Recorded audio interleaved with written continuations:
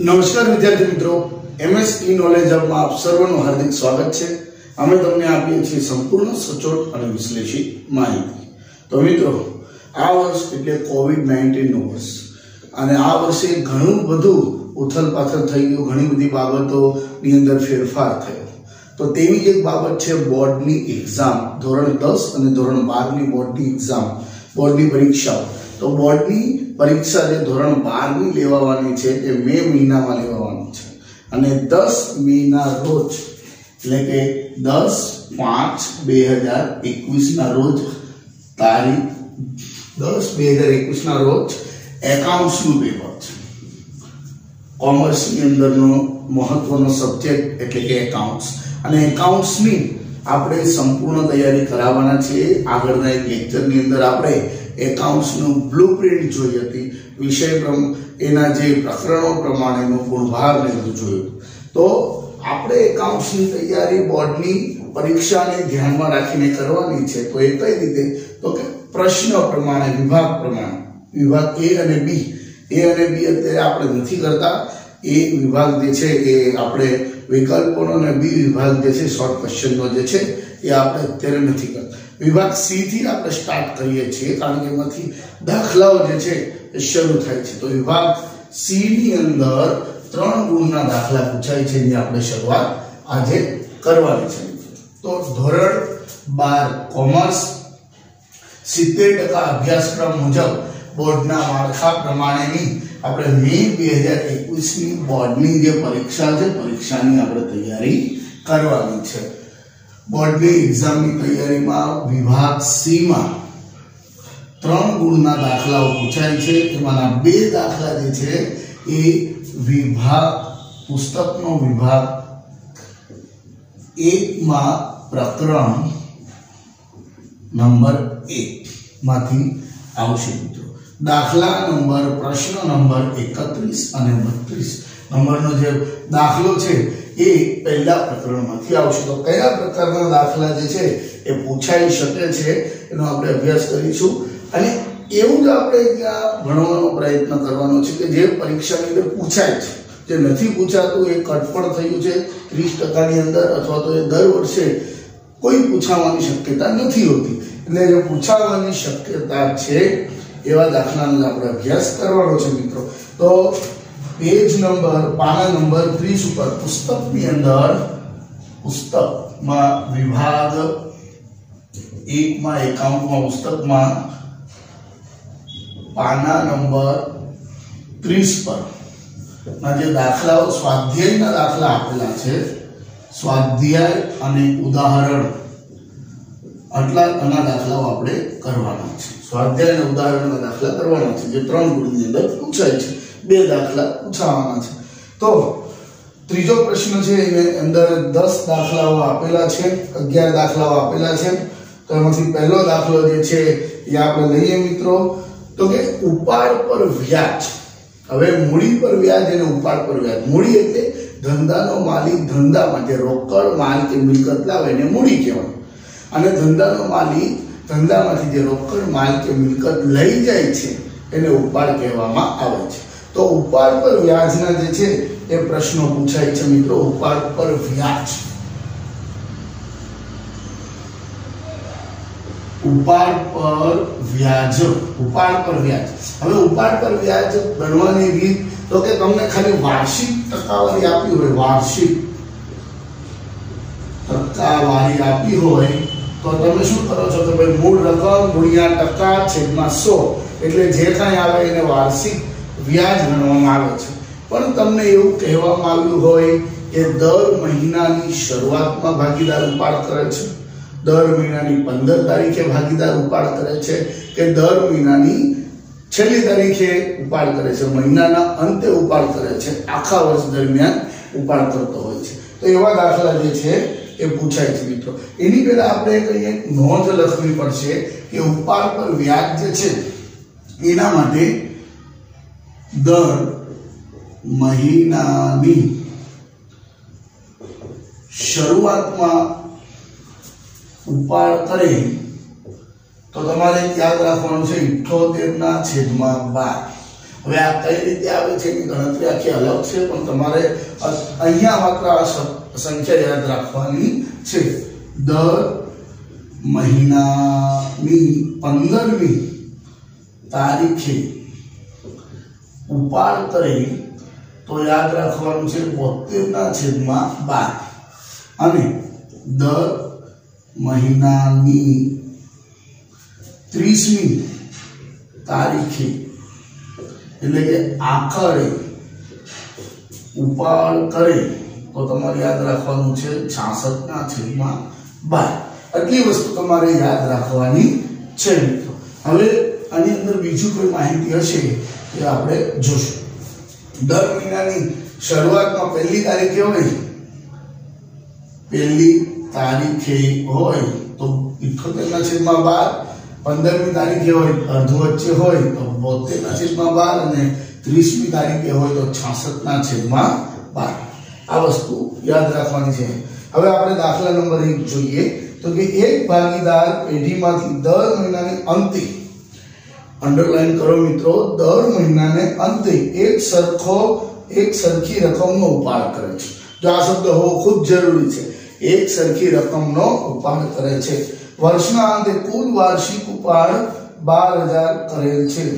હવે આપણે અહીંયા જોઈએ, પેલા કે રકમ જોઈ લઈએ। 12000 ઉપાડ કર, જો ઉપાડ પર વાર્ષિક 12% લેખે વ્યાજ વસૂલ કરવાનો હોય તો વર્ષના અંતે ઉપાડ પર વ્યાજની ગણતરી કરો કે વ્યાજ ગણો।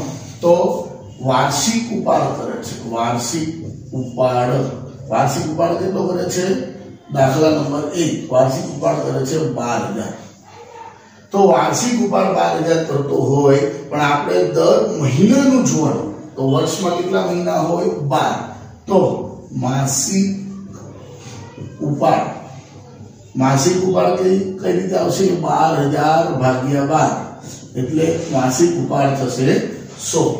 જો ડાયરેક્ટ ટકાવારી કીધું કે 12% લેખે દર મહિનાના અંતે કે શરૂઆતમાં એવું કાંઈ ન કીધું હોત તો આપણે 12000 ને ગુણ્યા 12% કરી નાખત, જો કોઈ માહિતી બીજી આપી ન હોત તો। હવે અહીંયા આપણે કીધું છે કે દર મહિનાને અંતે ઉપાડ કરે છે, દર મહિનાને અંતે, તો દર મહિનાને અંતે ઉપાડ કરે છે। તો ઉપાડ દર મહિનાને અંતે કરે છે, તો અંત માટે હોય તો અહીંયા આખર અંતે એવું પણ લખી શકો, 30મી તારીખે, આખર તારીખે કે અંતે। તો ઉપાડ પર વ્યાજ, તો અહીંયા માસિક ઉપાડ ગુણ્યા વ્યાજનો દર છેદમાં 100 ગુણ્યા અંતે છે એટલે 66/12। અંતે હોય તો 66/12 લખી નાખો। ચાલો, માસિક ઉપાડ કેટલો છે? અહીંયા 1000 ગુણ્યા ઉપાડ પર વ્યાજ કેટલો છે? ઉપાડ પર વ્યાજ આપણને આપ્યો છે 12%, તો 12/100 ગુણ્યા 66/12।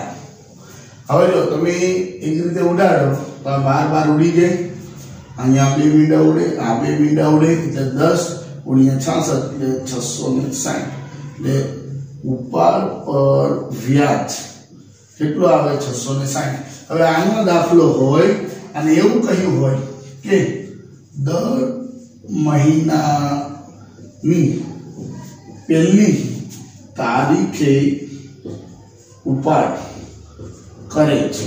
ચાલો, સેમ આ જ છે, ઉપાડ પર વ્યાજ 12% લઈએ છે, દર મહિનાની પહેલી તારીખે ઉપાડ કરે છે, તો અહીંયા ઉપાડ પર વ્યાજનું સૂત્ર એ રહેશે 1000 રૂપિયા માસિક ઉપાડ ગુણ્યા 12/100 ગુણ્યા 78/12। આ 12 જાય, 0 જાય એટલે 780 ઉપાડ પર વ્યાજ આવે। ઉપાડ પર વ્યાજ દર મહિનાની શરૂઆતમાં કરે તો, હવે દર મહિનાની 15મી તારીખે ઉપાડ કરે છે, એવું હોય દર મહિનાની 15મી તારીખે ઉપાડ કરે એવું હોય તો ઉપાડ માસિક ઉપાડ 1000 ગુણ્યા 12/100 ગુણ્યા 72/12 12 જાય 0 જાય 720 ઉપાડ પર વ્યાજ બરાબર છે। આ ત્રણ રીત જે છે ત્રણ રીતે તમને દાખલો પૂછાઈ શકે છે। શરૂઆતમાં ઉપાડ કરે, અંતે ઉપાડ કરે અને આખરે ઉપાડ કરે તો મિત્રો હવે આ દાખલો સાદી રીતે હોય કે આ દાખલો છે એટલો છે ઉપાડ છે વાર્ષિક ઉપાડ 12000 અને વ્યાજનો દર 12%, વ્યાજનો દર 12%। અંતે એવું કોઈ નથી, એવું કાંઈ નથી કીધું, તો ડાયરેક્ટ ઉપાડ પર વ્યાજની ગણતરી કઈ રીતે થશે તો કે ઉપાડ પર વ્યાજ બરાબર ઉપાડ ગુણ્યા વ્યાજનો દર છેદમાં 100 કેટલા છે 12000 વાર્ષિક ઉપાડ ગુણ્યા 12/100 અહીંયા 2 મિનિટ જાય એટલે આપણે જોઈએ તો કે 120 ગુણ્યા 12 1440 ઉપાડ પર વ્યાજ। આવું ક્યારે હોય? સાદું વ્યાજ ગણવાનું, મહિનાની કોઈ ગણતરી આપી ન હોય ત્યારે, મહિનાની કોઈ ગણતરી ન આપી ત્યારે આ રીતે। પણ જો મહિનાની શરૂઆતમાં હોય, અંતે હોય અને આખરે ઉપાડ પર વ્યાજ હોય તો આ તમારે ધ્યાન પર લેવું પડે। તો ખ્યાલ આવી ગયો મિત્રો કે ભાઈ કઈ રીતે આપણે ઉપાડ પર વ્યાજના દાખલાની ગણતરી કરીએ છીએ। આ એક રીત છે ઉપાડ પર વ્યાજની, એ ઉપાડ પર વ્યાજની રીત આ રીતે આપણે જોઈ શકીએ છીએ। વિદ્યાર્થી મિત્રો એક બીજો પ્રશ્ન વારંવાર વિદ્યાર્થીઓને પૂછવાય છે કે કમિશનનો જ્યારે દાખલો આવે છે ત્યારે શું કરવું? તો હવે કમિશન જે છે એ કમિશન માં બે આવે છે, એક કમિશન બાદ પહેલાનો નફો અને એક કમિશન બાદ કર્યા પછીનો નફો। તો આના માટે તમે પેજ નંબર 16 ઉપર, પાના નંબર 16 ઉપર જે ઉદાહરણ પછીની નોંધ આપી છે એ આપણે જોઈ શકાય છે કે કમિશન બે રીતે આપવામાં આવતું હોય છે। પહેલું છે કમિશન બાદ કર્યા પહેલાનો નફો અને બીજું છે કમિશન બાદ કર્યા પછીનો નફો। હવે જો મિત્રો કમિશન બાદ પહેલા એટલે જે નફામાંથી કમિશન હજુ સુધી બાદ થયું નથી, કમિશન બાદ નથી થયું તો એનું જે સૂત્ર છે એ કમિશન બાદ નથી થયું તો એનું સૂત્ર કઈ રીતે આવશે તો કે ભાઈ ચોખ્ખો નફો ગુણ્યા કમિશન। કમિશન બાદ થયું નથી, બાદ કર્યા પહેલાનો છે એટલે નીચે માત્ર 100 આવશે, બરાબર છે આ કમિશન। ત્યાર પછી છે હવે બીજું છે કે કમિશન બાદ કર્યા પછી જેમાં કમિશન ઓલરેડી બાદ થઈ ગયું છે એવો નફો, તો એવો નફા માટે કમિશન તમારે જોતું હોય તો ચોખ્ખો નફો અથવા તો કમિશન બાદ નફો ગુણ્યા કમિશનની ટકાવારી, કમિશનનો દર જેને કહે કમિશનનો દર ને છેદમાં 100 પ્લસ કમિશનનો દર। કમિશન બાદ કર્યા પહેલાનો હોય એટલે એમાં કમિશન નથી તો નીચે કોઈ પ્લસ કરવાની જરૂર નથી મિત્રો। અને કમિશન બાદ કર્યા પછીનો હોય એટલે કમિશન બાદ થઈ ગયું છે ઓલરેડી તો એની અંદર કમિશન તમારે નીચે એડ કરવું પડે। દાખલા તરીકે કમિશનની ટકાવારી છે, કમિશનનો દર છે 5%, તો અહીંયા શું આવશે? આપણે દાખલા તરીકે 10,000 છે તો 5/100 અહીંથી આવે તે કમિશન। અહીંયા કઈ રીતે આવશે તો કે 10,000 ગુણ્યા 5/100 પ્લસ 5 એટલે 10,000 ગુણ્યા 5/105. કમિશન બાદ કર્યા પહેલાનો નફો હોય તો છેદમાં કમિશન આવે નહીં, અને કમિશન બાદ કર્યા પછીનો નફો હોય તો છેદમાં કમિશન આવે. એટલો તમારે એક ટૂંકી ગણતરી જે છે એ ધ્યાનમાં રાખવાની રહેશે મિત્રો. આ તમારે એક પ્રકારની નોંધ કરવી હોય તો પણ તમે કરી શકો છો.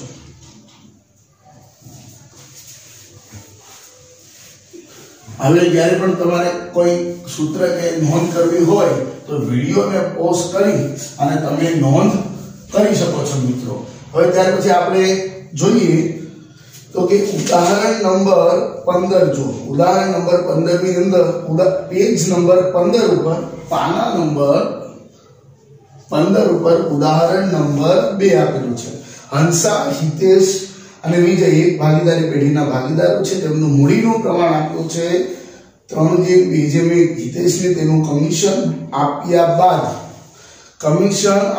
બાદ એટલે કમિશન આપી દીધું છે. આપ્યા બાદ ચોખ્ખા નફા પર 10% કમિશન આપવાનું છે.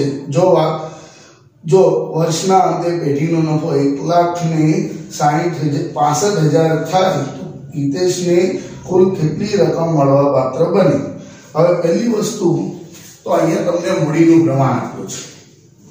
પહેલા તો ભાગીદાર આપ્યા છે હંસા, હિતેશ અને વિજય. હંસા, હિતેશ અને વિજય આ ત્રણ ભાગીદારો છે. એમનું મૂડીનું પ્રમાણ આપ્યું છે.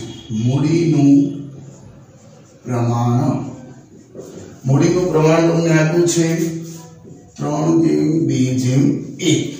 બરાબર. હિતેશનું કમિશન આપ્યા બાદ વત્તા નફા પર એટલે કમિશન આપી દીધું છે, ઓલરેડી બાદ થઈ ગયું છે એટલે છેદમાં કમિશન આવશે 100 પ્લસ છેદમાં તો કે આવશે 10% કમિશન આપવાનું છે. જો વર્ષના અંતે પેઢીનો નફો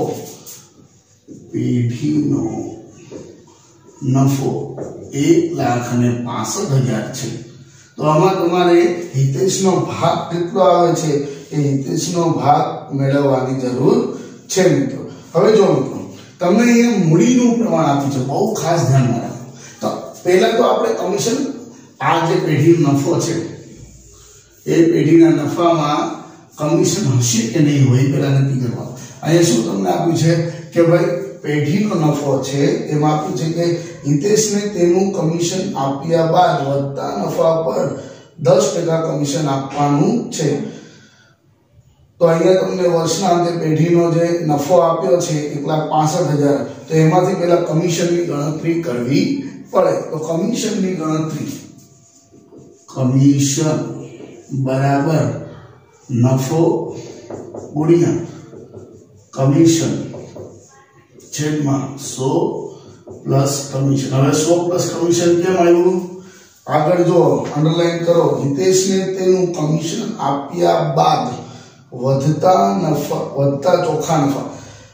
કમિશન આપ્યા બાદ, કમિશન આપ્યા પછી એવું કંઈ પણ કીધું હોય ત્યારે તમારે નીચે કમિશન લેવું પડે. તો નફો કેટલો આવ્યો છે 1,65,000 ગુણ્યા કમિશનનો દર કેટલો છે? કમિશનનો દર અહીંયા આવ્યો છે 10%.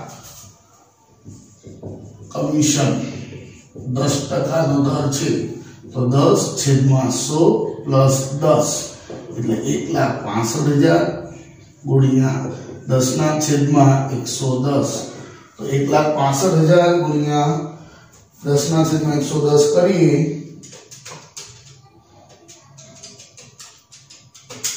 તો 15,000 થશે. 15,000 તો 15,000 જે છે એ નફાની અંદર સમાયેલા છે. તો તમારે હવે કમિશન પહેલાનો નફો શોધવો પડે. કમિશન પહેલાનો નફો બરાબર કમિશન પહેલાનો નફો શોધો એટલે નફો માઈનસ કમિશન. ચાલો નફો માઈનસ કમિશન આપણે કરીએ તો નફો કેટલો છે 1,65,000 માઈનસ 15,000 1,65,000 15 જાય તો 1,50,000. 1,50,000 જે છે એ પેઢીનો ચોખ્ખો નફો છે એમ કહેવાય. પેઢીનો ચોખ્ખો નફો ગુણ્યા 10 કરો એટલે 10%, 15,000 રૂપિયા આવી જાય. તો આ નફા ઉપર ત્રણ ભાગીદારનો સરખા હિસ્સે હોય. જો મૂડીનું પ્રમાણ આપ્યું છે, નફા નુકસાનનું પ્રમાણ નથી આપ્યું, અને નફો જે છે નફો એ નફા નુકસાનના પ્રમાણમાં વહેંચાય.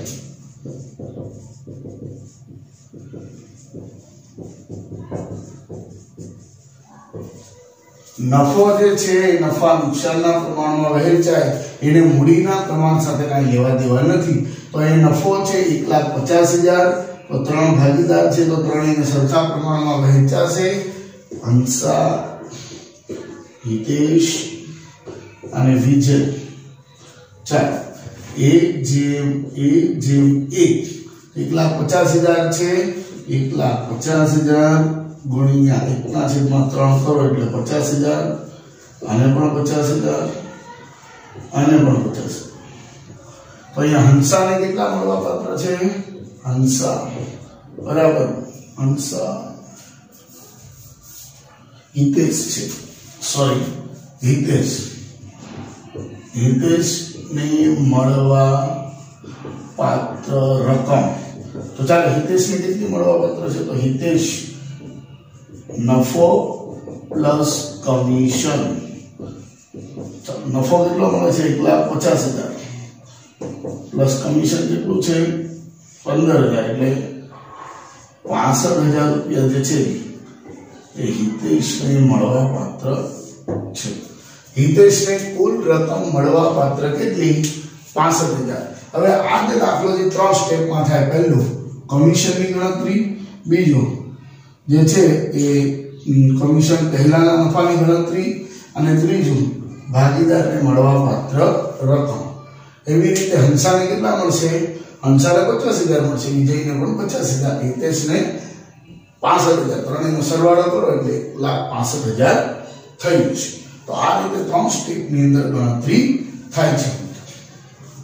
તો આવો એક દાખલો સ્વાધ્યાયની અંદર પણ આપવામાં આવ્યો છે. સ્વાધ્યાયમાં આપણે જોઈએ તો દાખલા નંબર 2 છે. હવે સ્વાધ્યાયની અંદર દાખલા નંબર 2 આપણે જોઈએ. દાખલા નંબર અંતર મૂકી નાખું છું. પ્રમાણ વહેંચાય.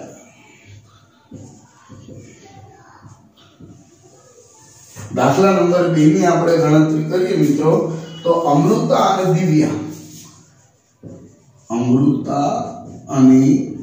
દિવ્યા, બે ભાગીદારો છે. એક પેઢીના ભાગીદારો છે. તેમની મૂડીનું પ્રમાણ આપ્યું છે. મૂડીનું પ્રમાણ 3/2. અમૃતાને તેનું કમિશન આપ્યા બાદ વધતા નફા પર 8% કમિશન મળે છે. અમૃતાને કમિશન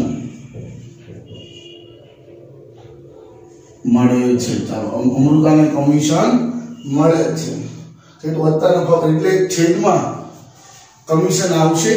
હા આવશે. જો વર્ષના અંતે પેઢીનો નફો કેટલો થાય છે? પેઢીનો નફો 96,876 પેઢીનો નફો થાય છે. તો અમૃતાને કુલ કેટલી રકમ મળવા પાત્ર બને?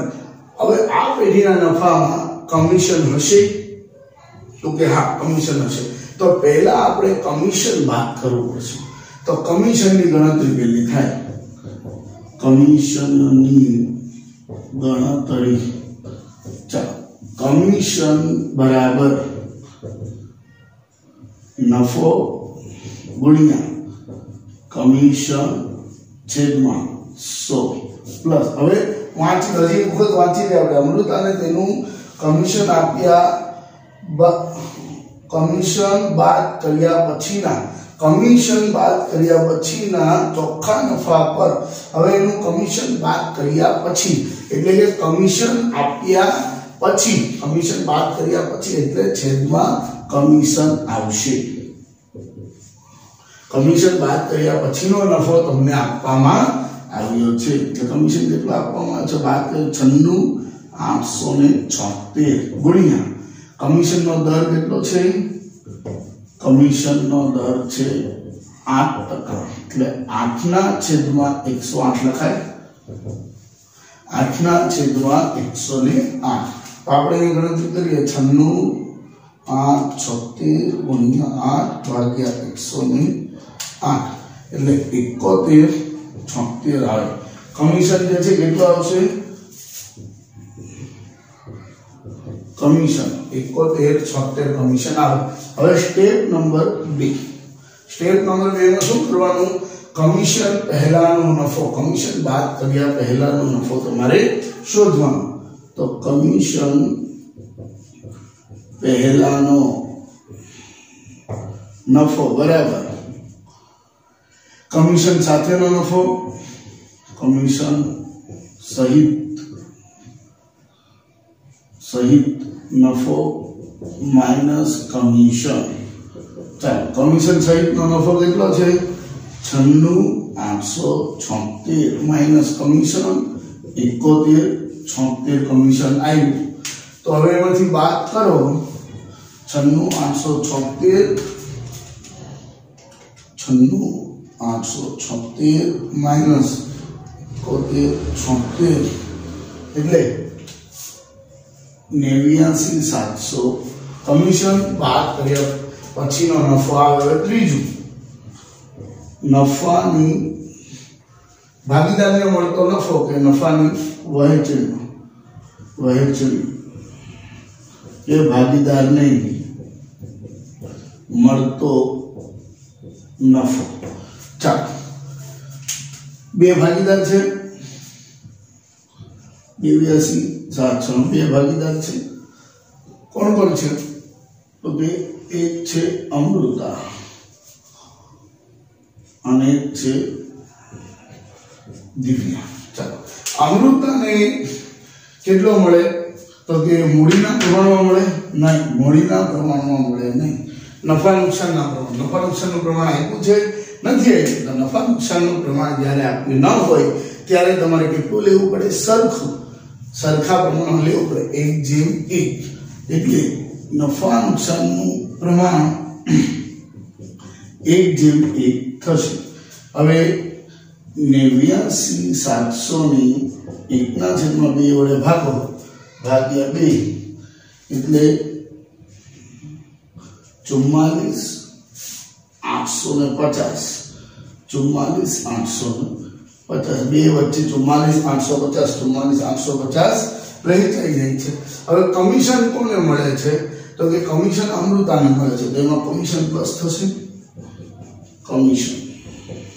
કમિશન કેટલું છે 71,76 ની અંદર પ્લસ કરો 44,850 પ્લસ 71,76 એટલે 5226 અમૃતાને આટલા રૂપિયા મળે 5226 અમૃતાને મળવા પાત્ર બને એટલે આ દાખલો 3 ગુણની અંદર પૂછાય તો 3 સ્ટેપ છે પહેલું સ્ટેપ કમિશનની ગણતરી બીજું સ્ટેપ કમિશન પહેલા નફાની ગણતરી અને ત્રીજું સ્ટેપ છે નફાની વહેંચણી એટલે ભાગીદારને મળતો નફો પ્લસ કમિશન ની ગણતરી કરો અહીં તમને પ્રશ્ન પૂછાયો કે દિવ્યાને કેટલા મળે તો 44,850 એક જવાબ આવે છે આ પ્લસ કરવાની જરૂર ન રહે એટલે એ પૂછ્યું અમૃતાને કેટલો મળે તો અમૃતાને કુલ મળવા પાત્ર રકમ 52,026 છે આ દાખલો તમારો પૂરો આ ઉદાહરણ છે અને આ દાખલો જે છે આ તમને દાખલો પેજ નંબર પાના નંબર 30 પર દાખલા નંબર 2 આપેલો દાખલા નંબર 2 પાના નંબર 30 સ્વાધ્યાયનો દાખલો છે અને આ ઉદાહરણનો દાખલો છે કે ઉદાહરણ નંબર 4 નો તો આ રીતે જે છે આ કમિશન નો મુદ્દો છે, કમિશન નો મુદ્દો આ રીતે સોલ્વ થાય છે મિત્રો. આના પછીનો એક દાખલો છે એ આપણે જોઈએ મિત્રો. વિદ્યાર્થી મિત્રો આપણે આગળનો પ્રશ્ન જોઈએ તો કે પાના નંબર 31 ઉપર દાખલા નંબર 3 વિસ્મય, અભિજીત અને કુણાલ 3:2:4 ના પ્રમાણમાં નફો નુકસાન વહેંચી લેતા ભાગીદારો છે. મેનેજરને કમિશન આપ્યા બાદ વધતા નફાના 10% કમિશન આપવાનું છે. મેનેજરને કમિશન આપ્યા બાદ વધતા નફાના 10% કમિશન આપવાનું છે મિત્રો. અભિજીતના ભાગે 30,000 નફો આવે છે. જો અહીંયા કુલ નફો નથી આપણી પાસે, એક ભાગીદારને મળતો નફો આપવામાં આવે છે. કુલ નફો જો હોય તો તમે ગણતરી સરળતાથી કરી શકો. દાખલા નંબર 3 વિસ્મય, અભિજીત અને કુણાલ. વિસ્મય, અભિજીત અને કુણાલ કયા પ્રમાણમાં નફો નુકસાન વહેંચે છે? 3:2:4 ના પ્રમાણમાં નફો નુકસાન વહેંચે છે. કમિશન આપવાનું છે તો કુલ નફો હોય તો તમે કમિશન આપી શકો. અહીંયા આપણી પાસે કુલ નફો નથી તો કુલ નફો કઈ રીતે મળે? તો ત્રણેયનો ભાગનો જે નફો હોય, સમજો કોઈ પણ નફો કઈ રીતે વહેંચાય? કોઈ નફો હોય એના ભાગ હોય. ધારો કે 50,000 નફો છે, 50,000 નફો છે. 3 ભાગીદાર છે, A, B અને C. 2:2:1 ના પ્રમાણમાં વહેંચે છે. કોના 3 ભાગ પડે? A, B અને C. અહીંયા કેટલા આવશે? 50,000 ગુણ્યા 2 ના છેદમાં 5 એટલે 20,000. અહીંયા પણ એ રીતે 20,000 અને અહીંયા 50,000 ગુણ્યા 1 ના છેદમાં 5 એટલે 10,000. આ રીતે તમારો ભાગ પડે. તો મિત્રો અહીંયા તમારી પાસે આ પ્રમાણ છે 2:2:1 છે. એવી રીતે અહીંયા પ્રમાણ છે કે 3:2:4 પ્રમાણ છે. કુલ નફો નથી પણ અહીંયા એક ભાગીદારનો નફો આપ્યો છે. કોનો નફો આપ્યો છે? અભિજીતનો. અભિજીતનો નફો આપ્યો છે 30,000. તો એવું કહી શકાય કે અહીંયા 30,000 છે અને આ બાજુની રકમ નથી, બે બાજુની. તો આનો કુલ સરવાળો તમે લઈ શકો. કુલ સરવાળો 3 ને 2 5, 5 ને 4 9. તો અહીંયા પણ કુલ સરવાળો તો 9 જ થાય, બરાબર છે? જો સમજો 3 + 2 + 4 એટલે 5, 9 થાય. ટોટલ 9. 3 ને 2 5 ને 4 9. અહીંયા તમને ક્વેશ્ચન માર્ક છે, અહીંયા 30,000 છે, ક્વેશ્ચન માર્ક છે 9. તો આટલું તમને ખ્યાલ આવી ગયું કે ભાઈ 2 એ 30,000, 9 તો 9 જ થાય. 2 એ 30,000 તો 3 એ કેટલા અને 4 એ કેટલા? તો તમારે કુલ ભાગ તમે શોધી શકો. તો 2 એ 30,000 તો 9 એ કેટલા? થોડું ટેકનિકલી સમજવાનું છે, થોડું ટેકનિકલ. તમારે અહીંયા કુલ નફો તમારી પાસે નથી. કુલ નફો તમે અહીંયા નફાનો 9 ભાગ હોય તો 2/30,000 હોય તો 9 ભાગે કેટલા? તો તમને પેલા આરામથી મળી ગઈ. તો 30,000 ગુણ્યા 9/2. હવે આની ગણતરી કઈ રીતે થાય? તો કે અહીંયા 2 ઉડાડો એટલે અહીંયા 30,000 ના અડધા 15,000. 15,000 ગુણ્યા 9 કરો.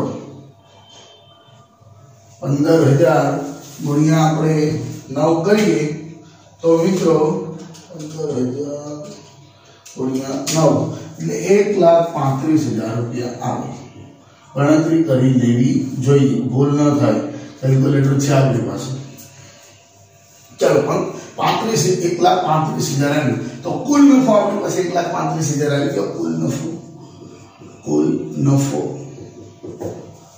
હવે તમને મેનેજરનું કમિશન કેટલું કીધું છે એ લખી નાખીએ.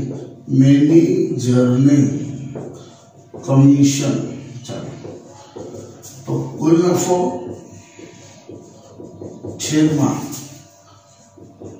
ગુણ્યા કમિશન છેદમાં 100. प्लस 100 આવશે તો કે નહીં આવે કેમ તો કે અહીંયા કમિશન બાદ કર્યા પહેલાનો નફો આપણને મળે છે માની તો કમિશન બાદ કર્યા પહેલાનો નફો કેટલો છે 1,35,000 અને કમિશન કેટલું આપવાનું આપણને કહ્યું છે તો કમિશન આપવાનું કહ્યું છે 10%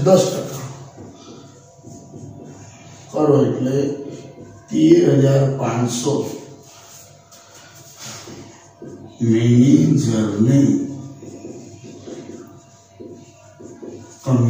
મેનેજરને કમિશન કેટલું મળે 13,500 મેનેજરને કમિશન મળે ખ્યાલ આવી ગયો મિત્રો આ ખાલી એક સમજવા માટે લખ્યું હતું મેનેજરને કમિશન આ તમારે કુલ નફો શોધવો પડે તો અનેક રીતે શોધી શકાય પણ સરળ નફા નુકસાનનું પ્રમાણ શું છે નફાનું પ્રમાણ નફા નુકસાનનું પ્રમાણ નફા નુકસાનનું પ્રમાણ શું છે 3/2/4 અને કુલ કેટલું થાય 9 તો 2 એ 30 હોય તો 9 એ કેટલા એટલે 1,35,000 આવ્યું 1,35,000 ને આધારે તમે કરી શકો છો હવે આવું એક ઉદાહરણ પણ છે ઉદાહરણ નંબર 2 ઉદાહરણ નંબર 2 પર તમે આવો તો પાના નંબર જે છે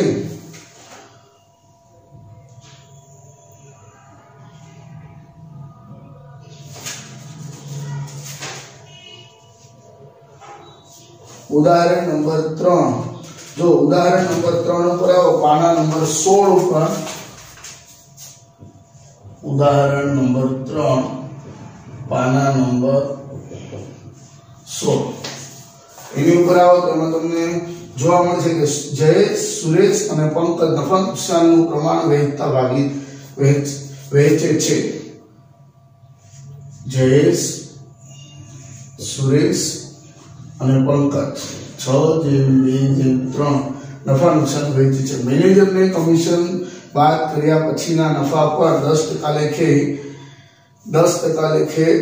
6600 કમિશન મળેલ છે તો ત્રણેય ભાગીદારના નફાની વહેંચણી કરો હવે જો તમને અહીંયા મેનેજરને કમિશન આપવામાં આવ્યું છે 10% લેખે હવે થોડો ઊંધો દાખલો છે અહીંયા તમને શું આપી દીધું છે કમિશન આપી દીધું છે તો કમિશનને આધારે કુલ નફો મળે કમિશન આપી દીધું છે કમિશનને આધારે કુલ નફો મેળવવાનો છે આને પછી કુલ નફાને વહેંચી દેવાનો છે તો કમિશન બરાબર કુલ નફો ગુણ્યા કમિશનનો દર છેદમાં 100 સૂત્ર ને ચાલો કમિશન કેટલું આપ્યું છે તમને જે આપ્યું છે એને લખી નાખો 6600 કુલ નફો નથી આપ્યો એટલે કરતા બનશે કુલ નફો કમિશનનો દર તમને આપ્યો છે કમિશનનો દર આપ્યો છે 10% કમિશનનો દર આપ્યો છે 10% તો 100 ચાલો અહીંયા ગુણાકાર છે હવે આપણે ખ્યાલ છે કે बराबर ની બાજુ આવે તો ભાગાકારમાં હોય ગુણાકારમાં જાય ગુણાકારમાં હોય ભાગાકારમાં 100 છેદ સામે જાય તો ગુણાકારમાં અહીંયા 10 ગુણાકારમાં સામે જાય તો ભાગાકાર આ બે મીંડા ઉડી જાય એટલે કુલ નફો કેટલો થાય તો કે 10 ગુણ્યા 6600 એટલે 66000 રૂપિયા કુલ નફો થયો હવે એને વહેંચી દેવાનું છે વહેંચણી પાત્ર નફો ચાલો વહેંચણી પાત્ર નફો કેટલો છે 66000 રૂપિયા જે છે એ વહેંચણી પાત્ર નફો બને છે તો હવે ત્રણેયના પ્રમાણ વહેંચી દઈએ કે જે એસ અને પી જે એસ અને પી હવે અહીંયા છે 66000 ત્રણેયમાં લખી નાખવાનું 66000 વહેંચવાનો છે કુલ નફો ગુણ્યા એમનું પ્રમાણ શું છે પ્રમાણ છે 6/2/3 તો 6 અને 2 8 અને 11 એટલે કુલ પ્રમાણ થાય તમારું 11 તો 6/11 2/11 અને 3/11. તો આપણે વહેંચી દઈએ 66,000 ગુણ્યા 6/11 એટલે પહેલાને મળે 36,000. ત્યાર પછી 66 ગુણ્યા 2/11 66,000 ગુણ્યા 2/11 એટલે બીજાને મળે 12,000 અને 66 ગુણ્યા 3/11 66,000 ગુણ્યા 3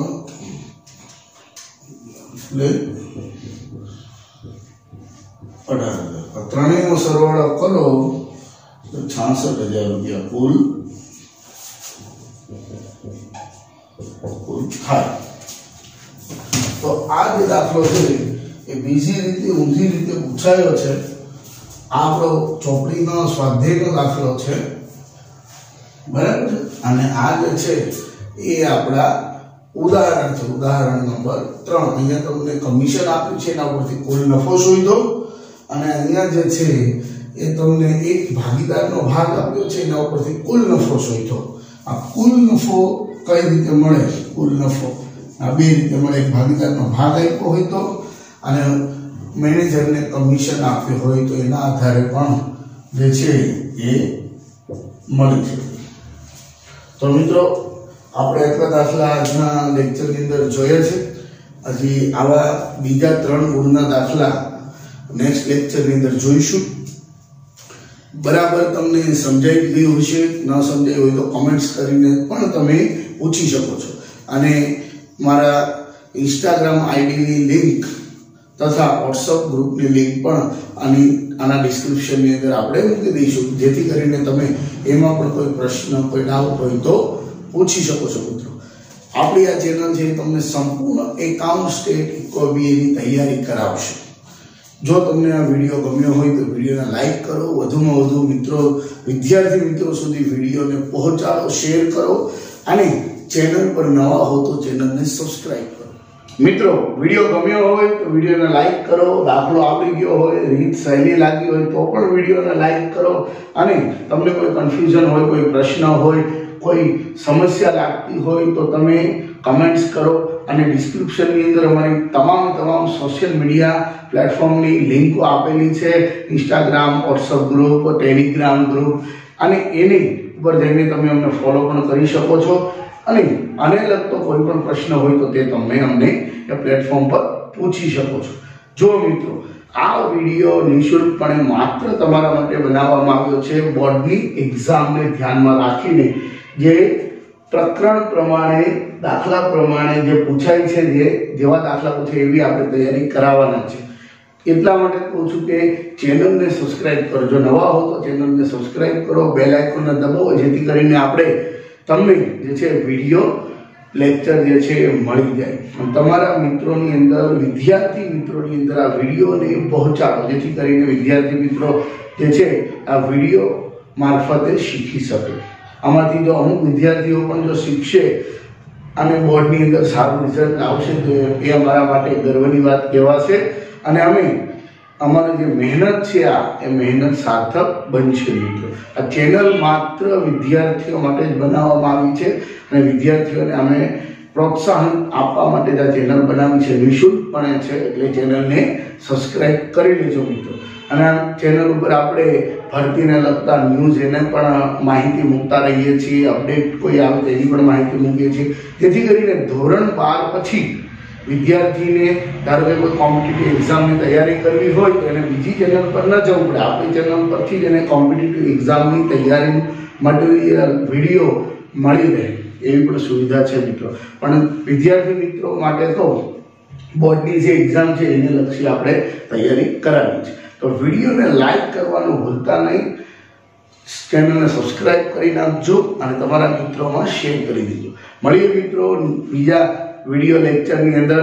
ત્યાં સુધી ખુશ રહો, તંદુરસ્ત રહો. Bye bye. જય શ્રી કૃષ્ણ.